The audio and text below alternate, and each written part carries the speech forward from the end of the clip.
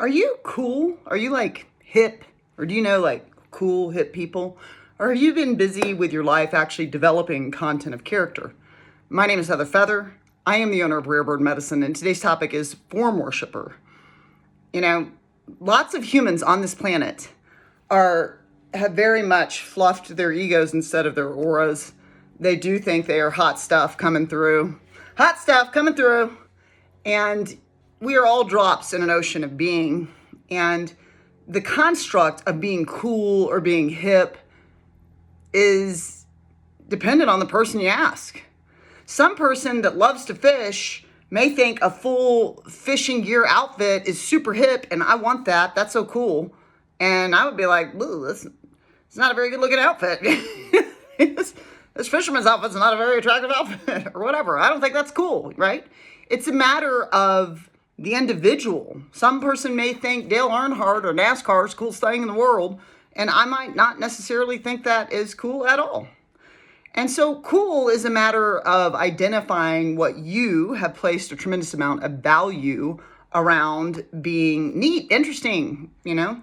But there are many that would tell you that's not cool. You know what I mean?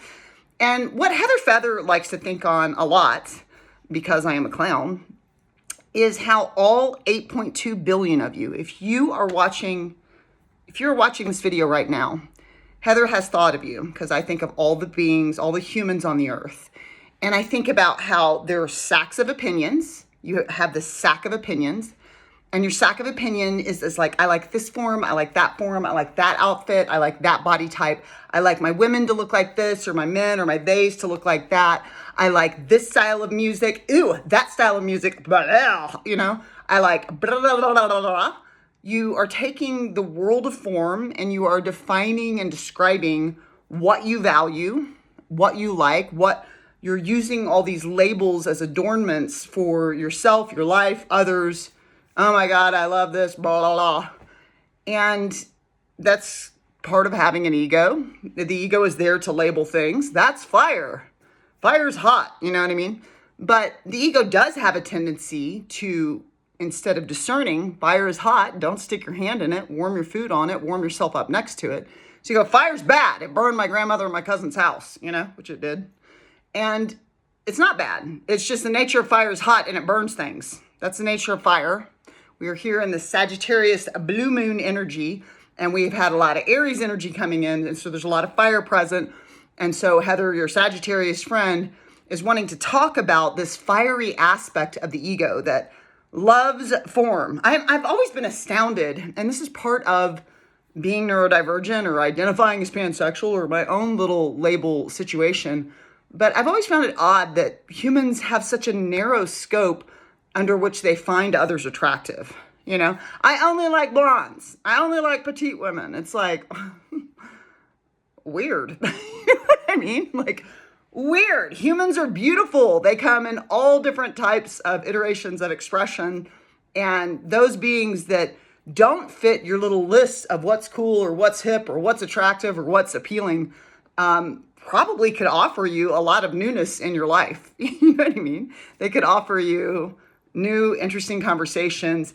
It's not interesting unless you're a lemming to be surrounded by a bunch of echoes of self. And we evolve through not playing small and allowing ourselves to have a construct of friendship, to have a construct of humans that is potentially larger. I personally have a fair amount of water and a fair amount of Scorpio, and I feel like sexually it serves to be more open.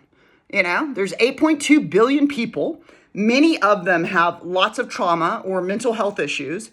If you are working to regulate yourself and become mentally well, if you decide you don't want to be with somebody that's mentally ill and hasn't done their work and hasn't done their counseling or their shadow integration, you begin to narrow the pool. But if you narrow the pool as well, based on what forms you worship, you know, gotta have big boobs or gotta have, you know, it's like, instead of learning to enjoy different body types, different ways of being, different styles, different expressions, which actually opens that pool back up if you're a single person and looking to mingle, which Heather is not. I'm good. You know what I mean? I enjoy my own company and It's been a wild ride, and, I wouldn't give it a bunch of stars.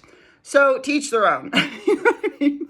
But that's because for me, what's truly attractive is the ability to experience intimacy without needing to run away. And a lot of two-leggeds have an avoidant or fleeing attachment style, which is fine. Like an anxious attachment style can be on a lot of levels more exhausting. And it's like, I'm not interested in dealing with constantly being anxious or running away. Like, I'm interested in facing the thing and doing the thing and being like, I need space, like communication. And so some people that are, that you might go, they're so not cool. They may actually be doing some of the more developmental work that is available at Earth School.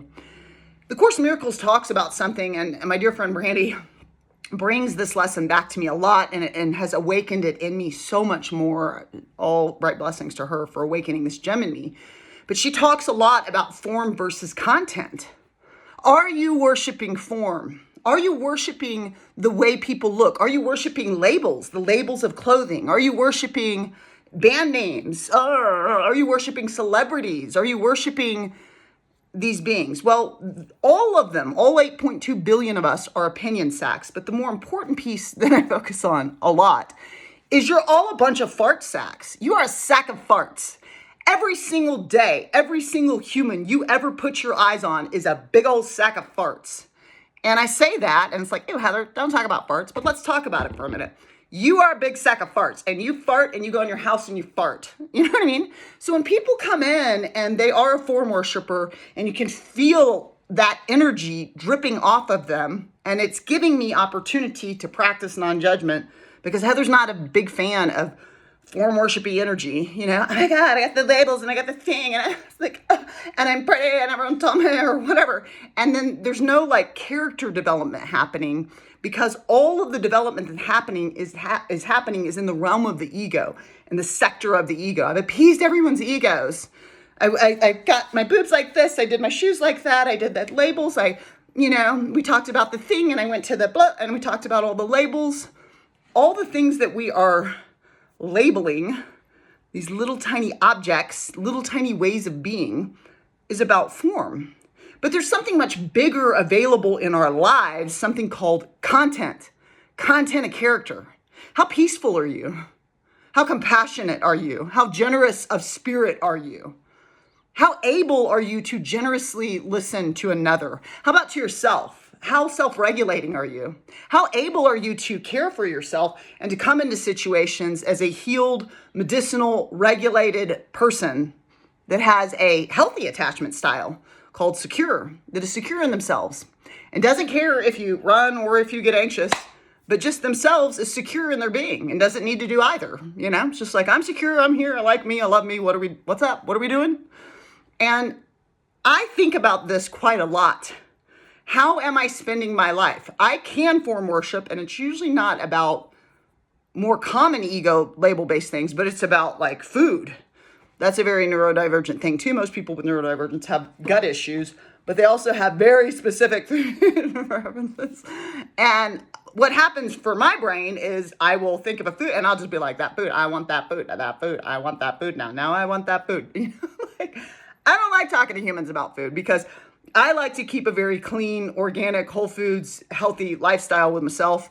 And I like to always gravitate back to that and pivot and swing back towards it. If I swing away from it, I like to exercise. I like to take care of myself, because I've offered this physical temple to divinity, which means I want to keep house and make the home comfortable for it to be in me.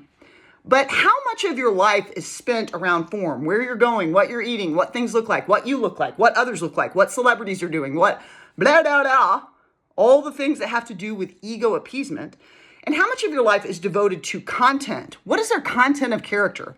How does it feel to be in the presence? Heather's taking a period of not being around humans quite aggressively right now. And it's just so I can totally feel my frequency.